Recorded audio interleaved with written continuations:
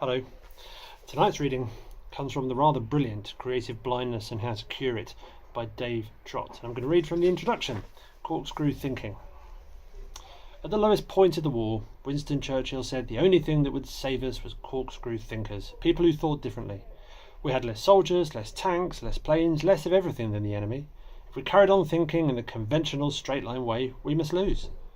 So we needed people who didn't think in the conventional straight-line way. We needed corkscrew thinkers, people who could approach a problem inside out, people who could look at a problem and see it as an opportunity, what we would now call creative thinkers.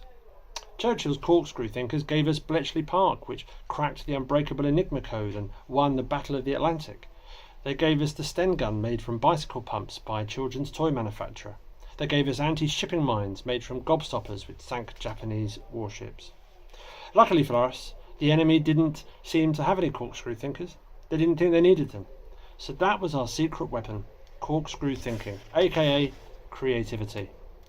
But where do you find corkscrew thinkers?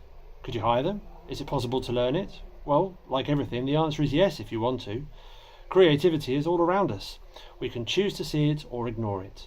We can exercise our creative muscle, just as we can exercise any other muscle.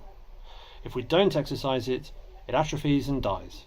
But if we do exercise it, it grows stronger and stronger. So what we need to do is learn to spot the creativity around us everywhere. At work, on the train, at breakfast, in the street, at dinner, in the shops. As we begin to spot it, we see it everywhere.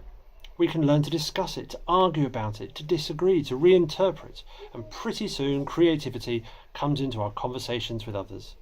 Pretty soon we can influence them into spotting it too. We have a working creative muscle. That's where this book should help you get started. And all the different ways you can experience it, all the different places you can find it, and none of it is in art galleries. Real creativity doesn't live in specialist museums for dead art. Real creativity is alive, happening everywhere, every day, and that's why Churchill said corkscrew thinkers were his secret weapon.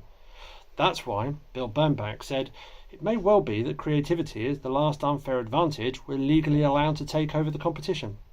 Creativity, once you've learned to spot it, is your legal unfair advantage. Good night.